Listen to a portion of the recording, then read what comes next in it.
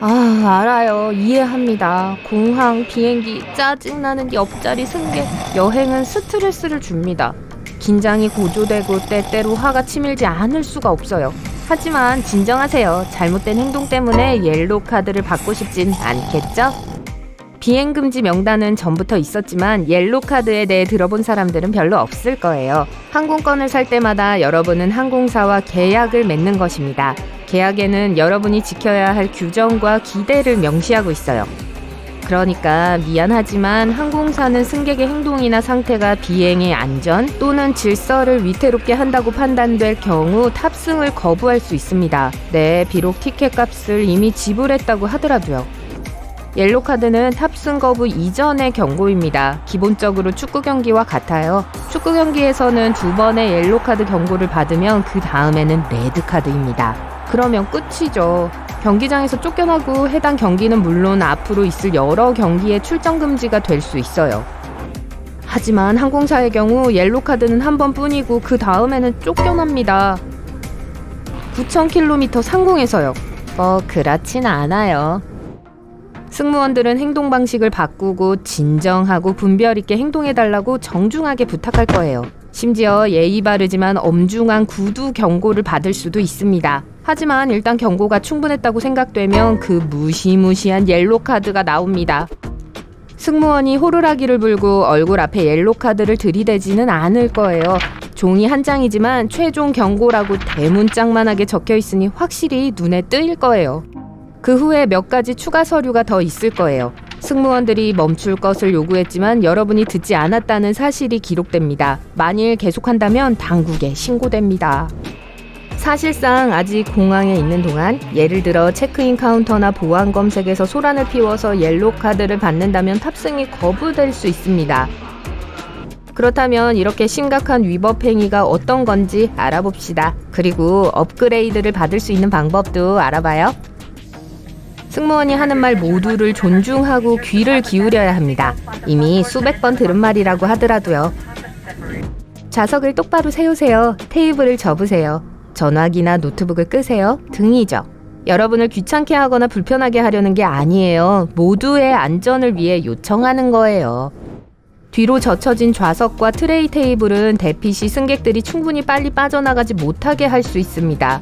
전자기기의 경우 만약 끄거나 비행기 모드로 전환하지 않으면 기기로 통하는 신호가 비행기의 항법 시스템을 방해할 수 있습니다. 조금만 참고 기기를 다시 켜도 된다는 말을 들을 때까지 기다리면 됩니다. 단 몇 분이면 돼요. 승객들을 진정시키고 존중하는 건 승무원들의 안녕을 위한 것이기도 합니다. 항공사는 문명화되고 질서 정연한 환경에서 일할 직원들의 권리를 중요하게 여깁니다. 만일 문제를 일으키는 승객 때문에 승무원들이 긴장하고 화가 나거나 산만해지면 자신들의 임무에 최선을 다할 수가 없습니다. 지나치게 우호적인 행동도 마찬가지예요. 승무원이 가장 친절하고 세심한 사람이더라도 껴안으려고 하지 마세요. 신체 접촉은 절대 피하세요. 그저 고맙습니다와 진정한 미소면 충분합니다. 갈등이나 반갑지 않은 신체 접촉은 심각한 경고를 받을 수 있는 또 하나의 길입니다. 관련된 모든 사람들에게요. 그러니 누군가가 여러분을 선동하거든 넘어가지 마세요. 침착하고 소란 피우지 마세요. 누군가 여러분을 괴롭히거든 승무원에게 조용히 알리세요. 좌석이나 테이블을 망가뜨리지 마세요. 별도의 공지가 없는 한 기내에서 사용하고 제공받는 모든 물건은 항공사의 재산입니다. 즉 담요, 베개, 귀마개, 그리고 이어폰도 가져갈 수 없어요.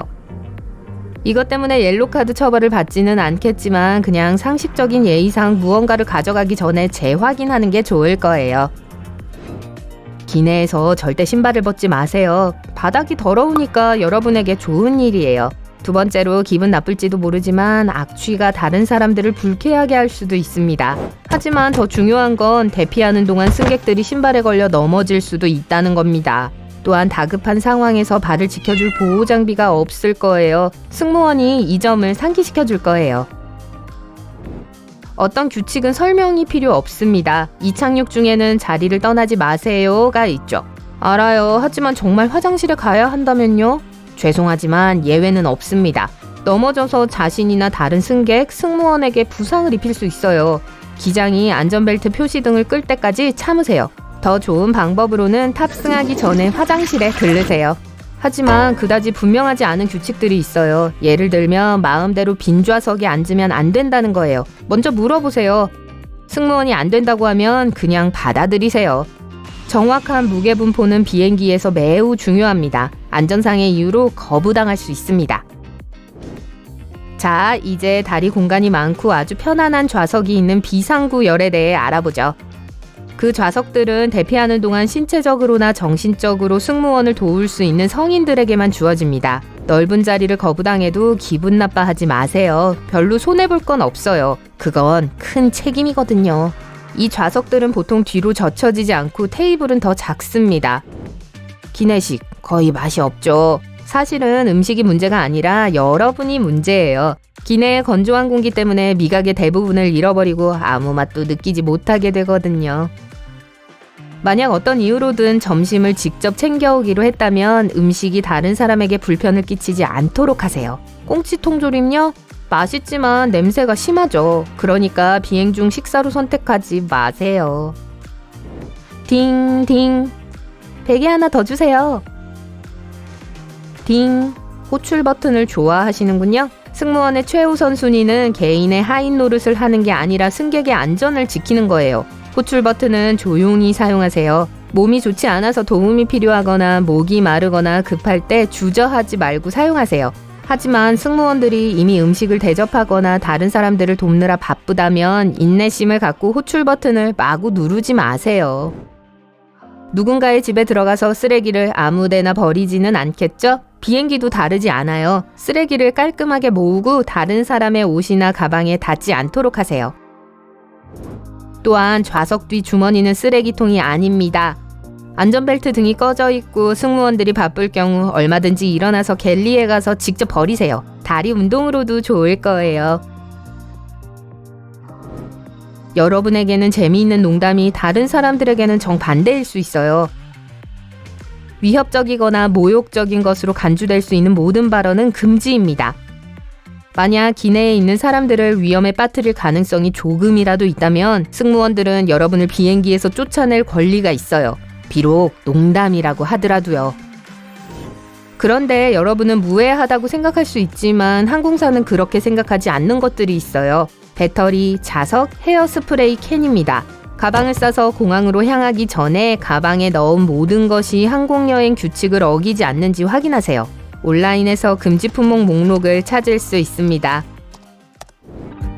확실하게 심각한 질책을 받게 될 행동은 안전장비에 손을 대는 것입니다. 산소 마스크가 있는 오버헤드 구획을 열려고 하거나 좌석 아래에 있는 안전조끼를 실수로 빼내거나 심지어 출구나 조종석 문에 손을 대는 일 등이죠. 절대 안 됩니다.